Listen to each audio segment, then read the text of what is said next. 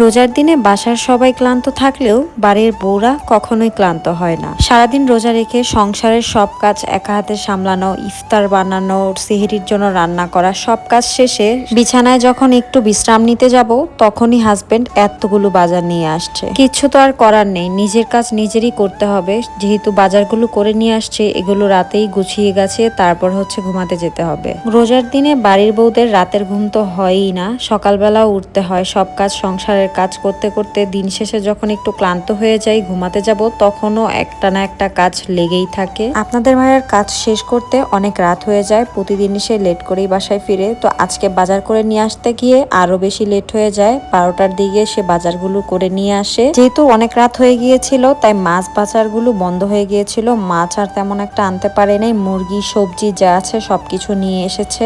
অনেক আইটেমের সবজি দেখে আমার ভালোই লাগছিল, সবজিগুলো ফ্রেশ ছিল, তাই খেতেও বেশ ভালো হবে। অনেকে মনে করে একা সংসারে তেমন কোনো কাজ নেই, কি এমন কাজ আছে একা সংসারে? আমার কাছে মনে হয় একা সংসারে আরো বেশি কাজ। একটা ছোট ছোট কাজও নিজের হাতেই করতে হয়, কেউ করে দেওয়ার মতো মানুষ নেই। তার উপরে ছোট যদি বাচ্চা থাকে তাহলে তো আর বলার বাহিরে, কাজ আরো বেশি বেড়ে যায়। তখন দেখা যায় একটা কাজ গুছাতে গুছাতে আরেকটা কাজ জমে যায়। রোজা রেখে দেখা যায় এত কাজ করার পর সারাদিন শেষে রাতের বেলা আর তেমন একটা ভালো লাগে না, শরীর কেন জানি আর চলে না। অন্যদিকে আপনাদের ভাইয়া আবদার করেছে, যেহেতু লাউটা অনেক কচি ছিল, এটা জালি কুমড়াও বলে অনেকে, আমরা জালি কুমড়াও বলি, অনেকে হয়তো বা ছোট লাউও বলতে পারে।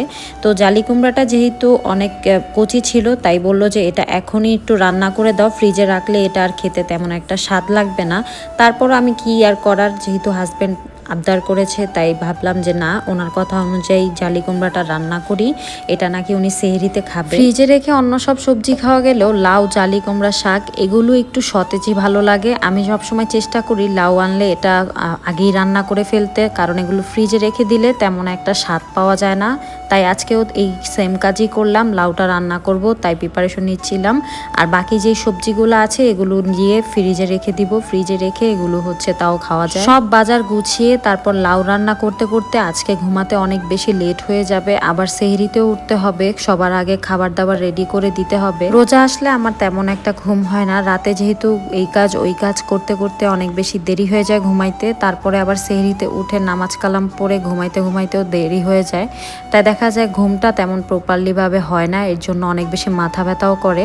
ফ্রিজ থেকে একটু মিষ্টিও ছিল, আমি আসলে সাধারণত মিষ্টি জিনিসটা খুবই কম খাই, তারপরে এই মিষ্টিটা আমার খুবই পছন্দের একটা মিষ্টি ছিল, আপনাদের ভাইয়া নিয়ে এসেছিল। তো ওই মিষ্টিটা একটু টেস্ট করে তারপর আপনাদের ভাইয়াকে দিয়ে দিয়েছি। আর এখানে এতগুলা মুরগি দেখে আমার মাথা তো কাজই করছিল না, এগুলো সবগুলো কেটে তারপর কখন ধুবো, কখন এগুলো পরিষ্কার করে ফ্রিজে প্যাকেট করে রাখবো, এগুলো চিন্তা করছিলাম। বিয়ের আগে মা যখন কিচেনে বসে মাছ কাটতো, মুরগি কাটতো, তখন আমি কিচেনের ধারে কাছেও যেতাম না, বলতাম যে অনেক বেশি গন্ধ, এগুলো দেখলে আমার ভালো লাগে না।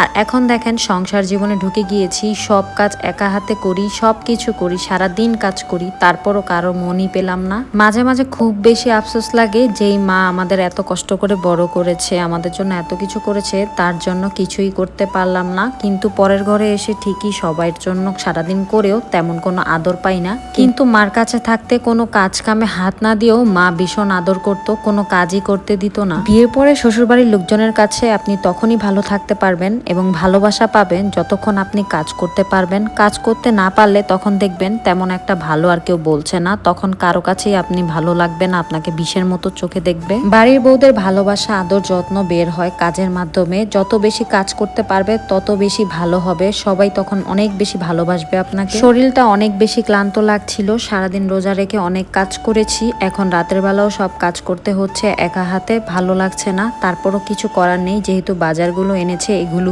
গুছিয়ে তারপর ঘুমাতে যেতে হবে। আমি মুরগি আনলে সবসময় চেষ্টা করি এভাবে পিস পিস করে কেটে তারপর ফ্রিজে রাখতে, তাহলে অনেক বেশি সুবিধা হয়। কারণ এভাবে আস্ত যদি ফ্রিজে রেখে দিই, এগুলো ছুটাতে তারপর রান্না করার সময় বেশি দেরি হয়ে যায়। হাজবেন্ড যেহেতু আবদার করেছে জালি কুমড়াটা রান্না করার জন্য, তাই আমি রান্না করার জন্য এটা কেটে নিচ্ছি।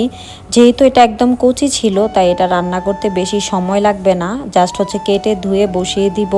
আজকে জালি কুমড়াটা রান্না করব একটু মুগ ডাল দিয়ে। চিংড়ি মাছ দিয়ে রান্না করতে চাইছিলাম, বাট চিংড়ি মাছ খেলে অনেক বেশি অ্যালার্জি হয়, তাই আর ওইটা দিয়ে খাইনি।